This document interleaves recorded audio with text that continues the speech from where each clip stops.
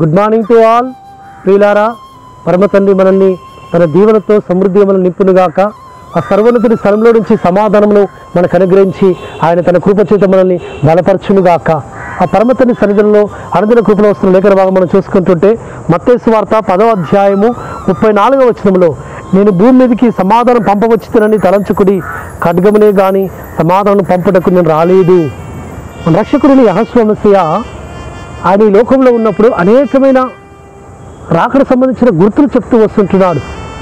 రెండో రాకడ ముందు ఏ విధంగా భూమి మీద ఉండబోతుందో తెలియజేస్తూ, అవును సెకండ్ కమింగ్లో రెండో రాకడలో మనుషులు ఒకరికొకరు ఏ విధంగా విరుద్ధంగా లేస్తారో తెలియజేస్తున్నాడు.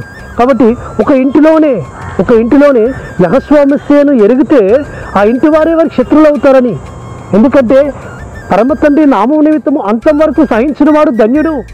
యెహోషువ మెస్సియా నామం కొరకు, వెలివేయబడానికి కొరకు, హింసింపబడానికి కొరకు, తృణీకరింపబడానికి కొరకు, ఆయన నామం కొరకు ప్రాణం పోగొట్టుకోవడానికి సైతము ఇష్టపడిన వారు మాత్రమే ఆయన నీతి రాజ్యములో, మహిమ రాజ్యములో, ఆయన రాజ్యంలో ఆయన తీసుకెళ్ళిపోతారు సుమా. కాబట్టి అలాంటి వారు చాలా కొద్దిగా ఉంటారు. ఆ భూమి మీద శేషింపబడిన జనాంగము చాలా కొద్దిగా ఉంటారు. కాబట్టి అలాంటి వారు ఆ యొక్క వారి గృహాలలో ఉన్న వారి యొక్క సొంత తోబుట్టులే కానీ, వారి బంధుమిత్రులే కానీ, వారి తల్లిదండ్రులే కానీ, వారి భార్యలే కానీ, లేకపోతే వారి భర్తలే కానీ వారి ఎదురుగా వారిని ఈ లోకంలో హింసలు పాలు చేయబోతున్నారు సుమా. అందుకే ఆయన ఏమంటున్నాడంటే, నేను భూమి మీదకి సమాధానము పెట్టవచ్చుతానని పంపవచ్చుతానని నేను తలంచుకుని.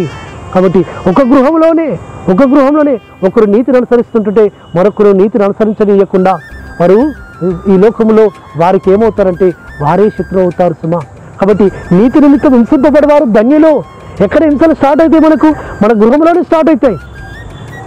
అవును, నీతి నిమిత్తం శ్రమ పెట్టుబడము ఎక్కడ స్టార్ట్ అవుతాయి? మన గృహంలోనే స్టార్ట్ అవుతాయి.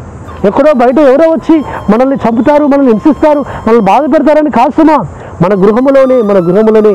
కాబట్టి ఆ పరమ తండ్రి యొక్క రాకడ కొరకు మనం ఎంతగా సిద్ధపడాలి అంటే, అవును తండ్రి, ఈ లోకంలో నా నిలవరు ఎవరు కూడా, నా అనువారు ఎవరు కూడా అయ్యా నన్ను అంగీకరించకపోయినా నేను నీతో ఉంటాను, నీలో ఉంటాను, నీతో కలిసి నేను నడుస్తాను.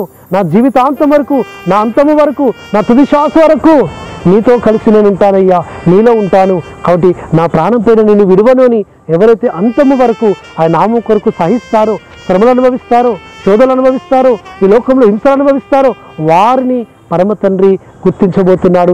వారిని పరమ తండ్రి ఆయన మహిమలో చేర్చుకోబోతున్నాడు. అట్టి విధంగా పరిశుద్ధాత్మ తండ్రి తన సహనమును, తన ఓర్పును, తన శక్తిని మనకు అనుగ్రహించి మనం నిలబెట్టుకును గాక. ప్రార్థన చేసుకుందాం. పరలోకమందున్న తండ్రి, సర్వోన్నతుడా, ఈ లోకంలో తండ్రి మీరు రాబోతున్నప్పుడు అయ్యా రెండో రాకడలో ఏ విధంగా ఉండబోతుందో తెలియజేస్తున్నారు. ఆ రాకడ కొరకు మీరు మనం సిద్ధపరిచి అయ్యా నీ వధువులను సిద్ధపరకు సహాయం చేయమని ప్రార్థిస్తూ, మానశకుడు విమోచకుడు నజరేయుడైన యెహోషువ సతిపరిశుద్ధమైన నామమున స్తుతించి ప్రార్థించి వేడుకుంటున్నాము తండ్రి. ఆమేన్. సర్వోన్నతుడు సర్వాధికారి యెహోషువ మెస్సియా కృపా కనికరము నిరంతరం తోడుగా ఉండి మనం బలపరచును గాక. ఆమేన్.